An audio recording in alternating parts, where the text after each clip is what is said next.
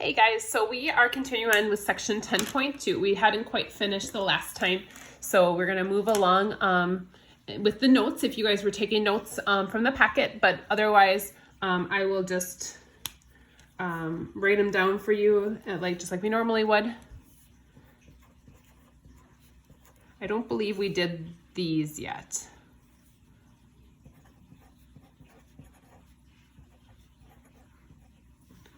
So looking at these two problems, I'm going to switch them to exponential form. So in these examples, they want us to evaluate them. And again, I'm going to switch to exponential form where I say like, what is it supposed to equal? So 2 to some power equals what I'm taking the log of. So hopefully you guys realize then if it's 2 to some power and 2 to the 7th power, the x and the 7 should equal each other. So really, in a problem like this, what happens is if this base matches this number, these just cancel and the x just equals 7. Now, that's not quite the same here. So again, I'm going to say, what does this equal? So 3 to the x power needs to equal 9 to the 2nd power. So this kind of takes us back to last class or a couple classes ago. I need these bases to be the same. So rather than writing 9 as 9 to the 2nd, 3 to the 2nd is 9. So I'm going to replace 9 with 3 to the 2nd power, and that's being raised to the 2nd power. Now, the power to a power is going to become the 4th. 2 times 2 is 4. And now since these bases are the same, the exponents just have to be equal. So x will equal 4. So hopefully you guys remember that a little bit from last time, kind of like leading us into what we're going to be talking about for today. And so we are going to do example 3 here. So if you're following along in the notes, it wants us to find x for these 3 problems. So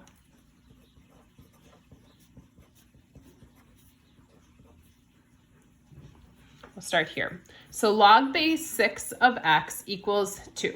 So now this time, rather than like up here, the x is in a different spot. So I'm going to rearrange this in exponential form instead. So my base is 6. It's being raised to the 2nd power. It should equal x. So 6 to the 2nd is 36. So x is 36.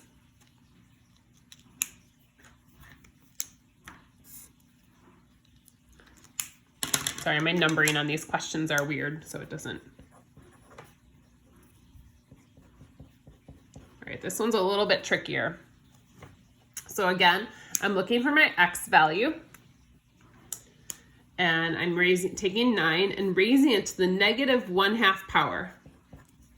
Now you can just put that into your calculator, or we can think about what that means. A negative exponent should move to the bottom of the fraction.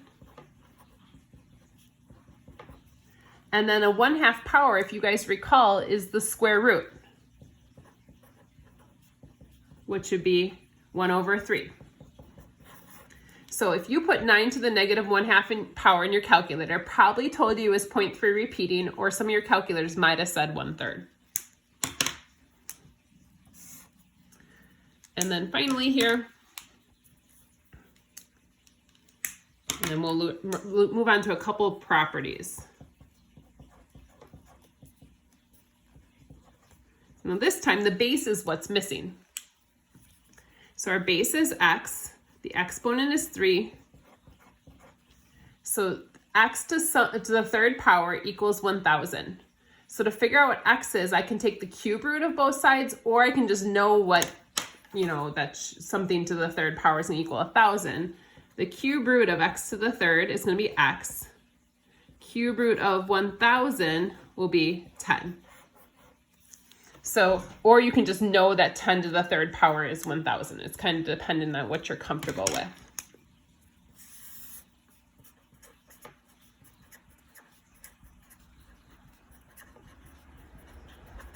So we're going to talk about some logarithmic properties. And one we actually mentioned already.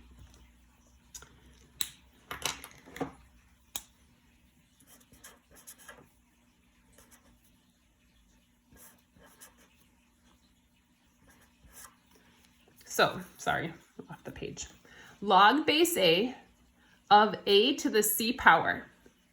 Again, that's kind of similar to what we did, or it is similar to what we did up here. If that base and that what we're taking the log of match, these will cancel out and we're just going to be left with c. So the base and what we're taking the log of match are the same number, then it's just going to be the exponent. So if I have log base 3 of 3 to the 4th, that's just going to equal 4.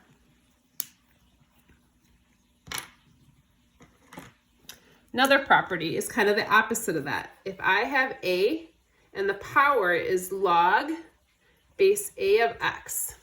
Sounds a little bit kind of weird that that happens. So I'm taking a and I'm raising up the exponent. So this is an exponent in this case. Again, these will cancel and this is just going to equal x. So if I have, let's make this a 9 to the log base 9 of 5. These will cancel and that will just equal 5. So that's a new property that we're going to mention right now. And then I have one more property. It just doesn't fit on my page here. So we're still in log properties.